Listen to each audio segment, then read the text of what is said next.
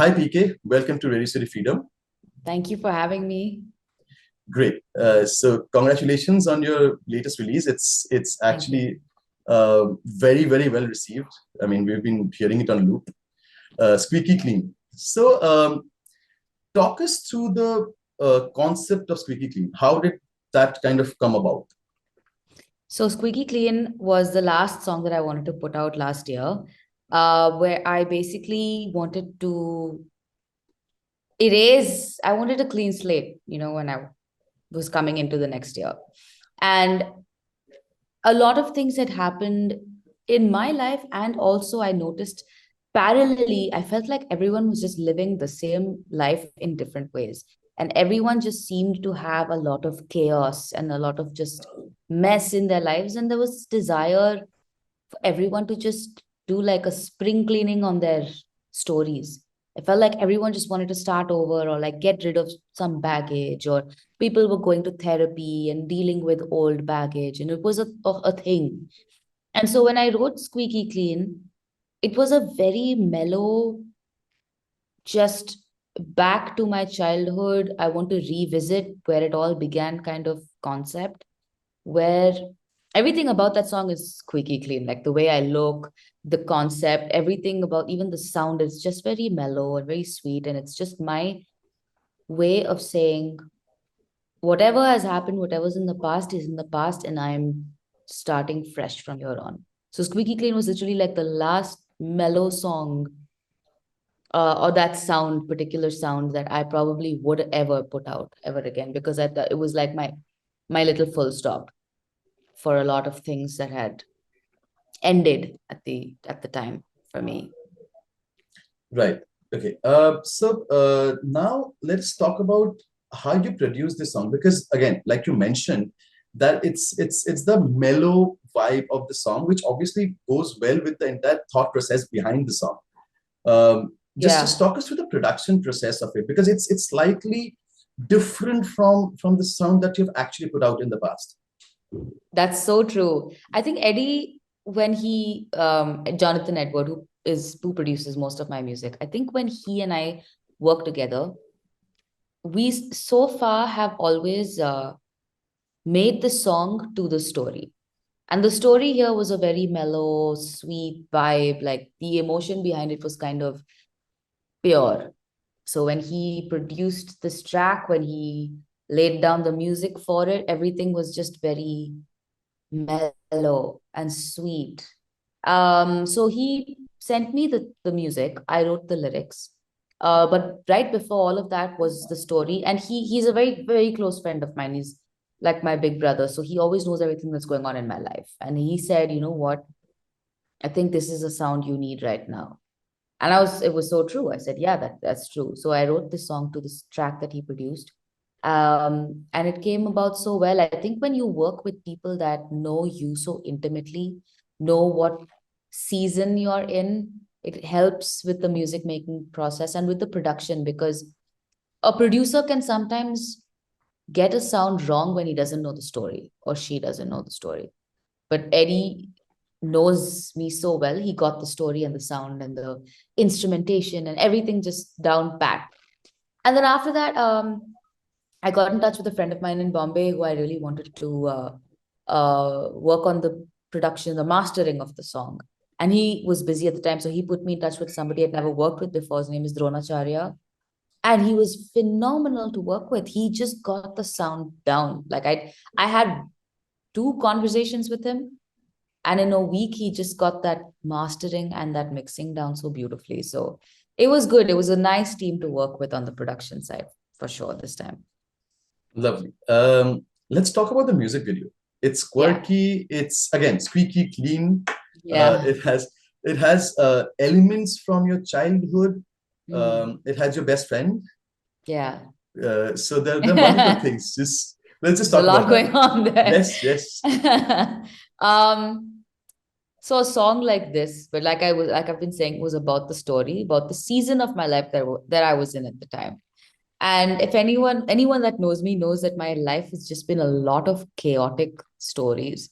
And I just, you know what? I said, I am done with this. I just want to live a sweet, simple life. I want to be normal. So I just thought to myself, when is the last time I can remember just having a simple, uncomplicated life without any trauma in it? And the obvious answer was when I was a child. And specifically, this one age, I think, so my best friend Isra, who's in the video, there was this one time of our lives when we were maybe 4, 5, 6. And we used to have these birthday parties in our backyards, her in her house, me in mine. She lived in Hyderabad at the time. She moved to Delhi thereafter. And so this garden that I shot, it was all shot in my parents' garden in their backyard. And that garden has hosted several birthday parties. And so I said, I have to shoot it here. And the concept was just wearing, clothes draped, like, when we were kids, little girls, they'll take like bed sheets and they'll make like clothes out of them and they'll run around and just do stupid things. And the doll's house, that's like the hero of this video, was actually my mom's doll's house when she was a kid. And it was made by a carpenter where she grew up. My grandpa had that made for her and her sisters. And then that was passed down to my sister and me, and we played with that doll's house and with that little truck and everything. So it was all these little elements of beautiful things, innocent things, good memories. And the pool that I used in that, it's a funny story actually. My mother, disclaimer first, my mother is a pastor, okay, of a church. And that pool is actually what they use as their baptism pool. And I was thinking to myself, I miss those days when I had like my paddling pool and I used to just play in this paddling pool in my garden. So I begged my mom, I was like, listen, I don't have a paddling pool. Can I please use the baptism pool? And she looked at me and she was like, as long as there's no funny business in this music video, you're allowed to use it. So I was like, yes, okay. It's a very pure, very happy video. It's going to stay pure. Don't worry about it. So I used the baptism pool and those shots were there. So it was all these little elements of my childhood, good memories, happy times, remembering the core of myself, which is life does not have to be horrible. There have been times that it was good. And I just want to go back there. I want to wipe the slate clean. I want to start fresh. Perfect. Okay, so now we'll go into something that you've mentioned before, that you put out music when you want to talk. Yeah. Obviously, this is very evident. I mean, it's very evident from Squeaky Clean. Yeah. But can you just elaborate a bit more on it? I mean, how do you kind of conceptualize the music? Because a thought is a thought till the time you start working on it and giving it shape, and then comes the rest of the part. So how does that work out for you? So I think, okay, writing is complicated, right? It's taking it from a very small little sentence to a big production is it's a process, it's a journey. But for me, because primarily I'm an artist, like professionally I'm an artist, I draw. So I translate all of whatever's on my brain into a storyboard, and it helps me piece the whole thing together. The concept just grows into something bigger. And I think the reason why my dialogue is always so broad and like in my head, there are so many different emotions in my heart, and I'm a very emotional person, as you can see from all my music. But it's sometimes difficult to process that. And when I have to put it out there, it helps me more than me just putting a song out there for other people to enjoy. Yes, of course, it's for the audience. It helps me process exactly what's going on.